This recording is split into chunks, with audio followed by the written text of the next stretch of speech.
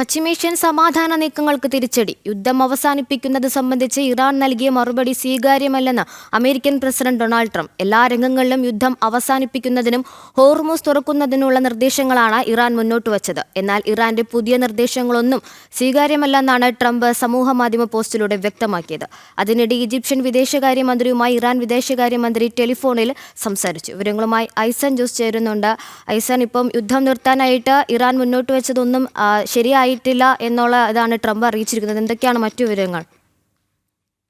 പക്ഷേ സുപ്രധാനമായും അമേരിക്ക മുന്നോട്ട് വെച്ചിരുന്ന ആവശ്യം എന്ന് പറയുന്നത് ഇറാൻ യുദ്ധം അവസാനിപ്പിക്കുന്നതിനുള്ള മാനദണ്ഡങ്ങളിൽ സുപ്രധാനമായ നീക്കം എന്ന് പറഞ്ഞിരുന്നത് ആണവ സംവിധാനങ്ങൾ പൂർണ്ണമായും ഒഴിവാക്കുക, ആണവായുധം നിർമ്മിക്കില്ലെന്ന ഉറപ്പ് നൽകുക, അതുമാത്രമല്ല ഹോർമൂസിലുണ്ടായിരിക്കുന്ന തടസ്സങ്ങൾ അവസാനിപ്പിക്കുക. ഈ രണ്ട് കാര്യങ്ങളിലും ഹോർമൂസ് തടസ്സങ്ങളുടെ കാര്യങ്ങളിൽ കുറേയൊക്കെ അമേരിക്കയുടെ നിലപാടിനോട് അനുകൂലമായിരുന്നു ഇറാനെങ്കിലും ആണവ സംവിധാനങ്ങളുമായി ബന്ധപ്പെട്ട യാതൊരു ചർച്ചയ്ക്കും തയ്യാറല്ല, അതും നീട്ടിവെക്കണമെന്നൊരു നിലപാടിൽ ഉറച്ചു നിൽക്കുകയാണ് ഇറാൻ. ഈ ഒരു സാഹചര്യത്തിലാണ് വീണ്ടും ചർച്ചകൾക്കായുള്ള മറ്റു നിർദ്ദേശങ്ങൾ പാകിസ്ഥാന്റെ നേതൃത്വത്തിൽ അല്ലെങ്കിൽ പാകിസ്ഥാന്റെ മധ്യസ്ഥതയിൽ വളരെ കൃത്യമായി തന്നെ ഇറാൻ മുന്നോട്ട് വയ്ക്കുകയും ചെയ്തത്. ഈ മുന്നോട്ട് വെച്ച നിർദ്ദേശങ്ങളാണ്, അതായത് പല തവണയായി 14 നിർദ്ദേശങ്ങൾ പല തവണയായി മുന്നോട്ട് വയ്ക്കുകയും അത് അമേരിക്കൻ പ്രസിഡന്റ് തള്ളുകയും വീണ്ടും അത് വിശദീകരിച്ച് നൽകുകയും ചെയ്യുകയായിരുന്നു. ഇത്തരത്തിൽ അവസാനം നൽകിയ നിർദ്ദേശമാണ് ഒട്ടും സ്വീകാര്യമല്ല, പൂർണ്ണമായും അസ്വീകാര്യമെന്ന നിലപാട് വളരെ കൃത്യമായി തന്നെ ട്രംപ് തന്റെ സമൂഹ മാധ്യമത്തിലൂടെ കുറിച്ച് അക്കാര്യം തള്ളുകയും ചെയ്തത്. ഈ ഒരു സാഹചര്യത്തിൽ അതിസങ്കീർണമായ ഒരു അവസ്ഥയിലേക്ക് കാര്യങ്ങൾ നീങ്ങുന്നു എന്ന് തന്നെയാണ്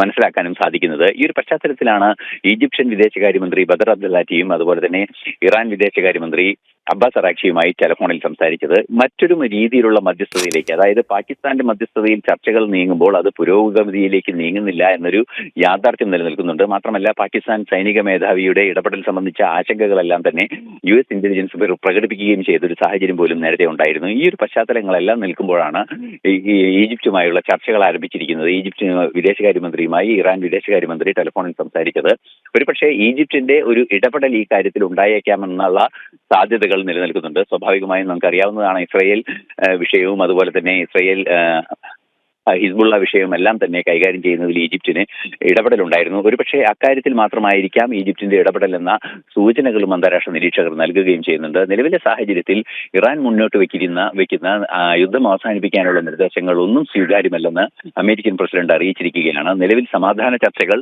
നിന്നിടത്ത് തന്നെ നിൽക്കുകയാണ്, അവിടെ നിന്ന് ഒരു ഇഞ്ച് പോലും മുന്നോട്ട് പോകുന്നില്ല എന്ന സാഹചര്യമാണ് നിലവിലെ സൂചനകളിൽ നിന്നെല്ലാം തന്നെ വായിച്ചെടുക്കാൻ സാധിക്കുന്നത്.